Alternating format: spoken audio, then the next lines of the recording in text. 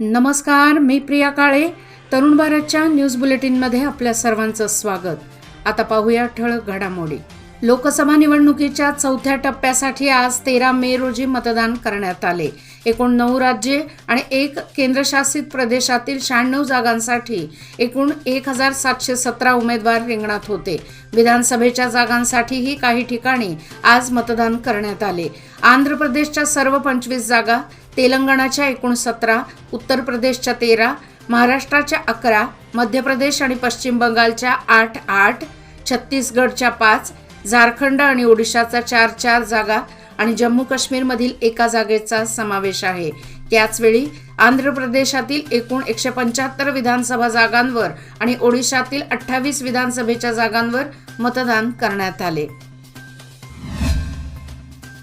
विजापूर शहरातील गच्चिनकट्टी कॉलनी येथील काल रविवारी उंटाच्या मागे गेलेल्या 3 मुलांचे मृतदेह शांतिनिकेतन नगरातील गटारीत आढळून आले आहेत. एपीएमसी पोलीस स्थानकात या प्रकरणाची नोंद झाली आहे.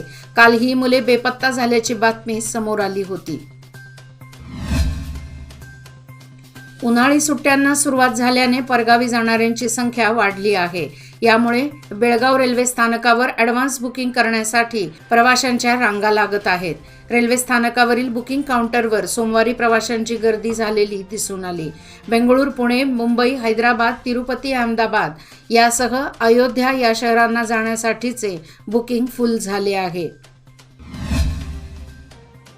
बँका तसेच सरकारी कार्यालयांमध्ये सलग सुट्ट्यानंतर सोमवारी नागरिकांची गर्दी झाली होती.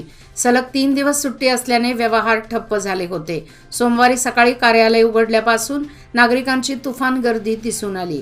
त्यामुळे कर्मचाऱ्यांना तारेवरची कसरत करत सोमवारी सायंकाळी उशिरापर्यंत व्यवहार सुरळीत करावे लागले. आकाराने मोठा असणाऱ्या बेळगाव जिल्ह्यासह शेजारी महाराष्ट्र व गोवा येथून जिल्हा रुग्णालयात उपचारासाठी येणाऱ्या रुग्णांची संख्या मोठी आहे.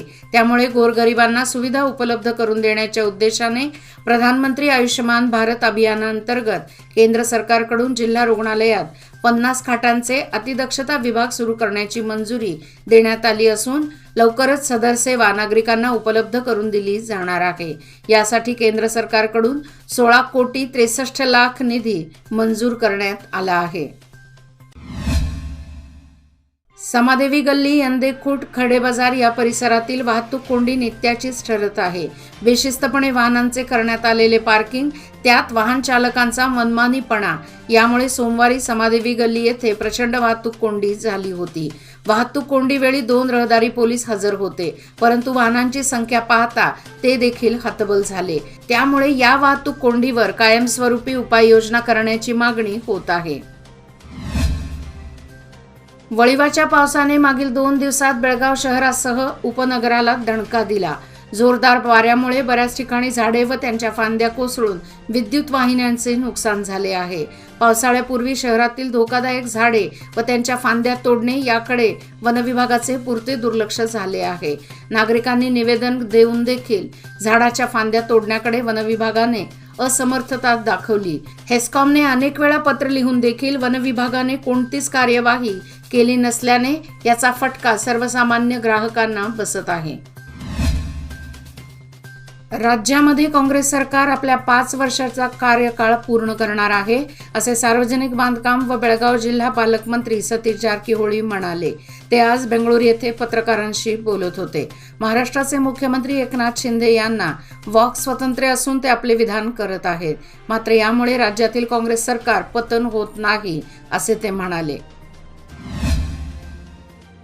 वळिवाच्या पहिल्या 2 दमदार पावसाने स्मार्ट सिटीचा दर्जा उघडा पाडला. याबद्दल संपूर्ण शहरातून टीकेची झोड उठली आहे. शहरात ही अवस्था असताना शहराची देखभाल करणाऱ्या महानगरपालिकेच्या इमारतीच्या प्रवेशद्वाराजवळच पाणी साचून राहिल्याने याबद्दल जोरदार चर्चा रंगली आहे. महानगरपालिकेची इमारत अलीकडेच काही वर्षापूर्वी बांधली गेली आहे. महानगरपालिकेच्या आवारामध्ये पेवर्स बसवण्यात आले आहेत.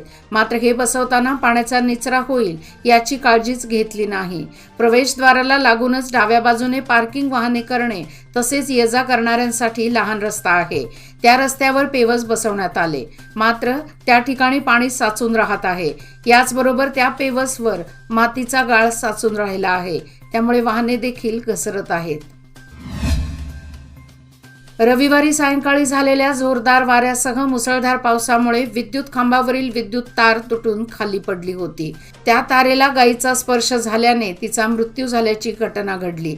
उद्यमबाग येथील उत्सव हॉटेल समोरील डबल रोड येथे ही घटना घडली. या घटनेवेळी तिथे शेतकरी होता, मात्र सुदैवानेच तो यामधून बचावला आहे. गेल्या 2-3 दिवसांपासून सलग अवकाळी पाऊस शहर व तालुक्यात जोरदार होत आहे. रविवारी सायंकाळी झालेल्या या मुसळधार पावसामुळे सांब्रा येथील श्री महालक्ष्मी देवीच्या यात्रेस आलेल्या अम्युजमेंट पार्कच्या कर्मचाऱ्यांचे जनजीवन विस्कळीत झाले. त्यांची ही परिस्थिती पाहता गावातील काही सेवाभावी युवकांनी पुढाकार घेऊन त्यांच्या खाण्यापिण्याची व्यवस्था केली आहे. त्यांच्या या स्तुत्य उपक्रमाचे कौतुक होत आहे. रामेवाडी तालुका हुक्केरी येथे यंदा दरवर्षीप्रमाणे श्री विठ्ठल बीरदेव हुग्गी यात्रा 10 मे ते 12 मेच्या दरम्यान पार पडली. गुरप्पा मायप्पा हिरेकुरबर यांच्या हस्ते श्री विठ्ठल बीरदेवाची पूजा करण्यात आली.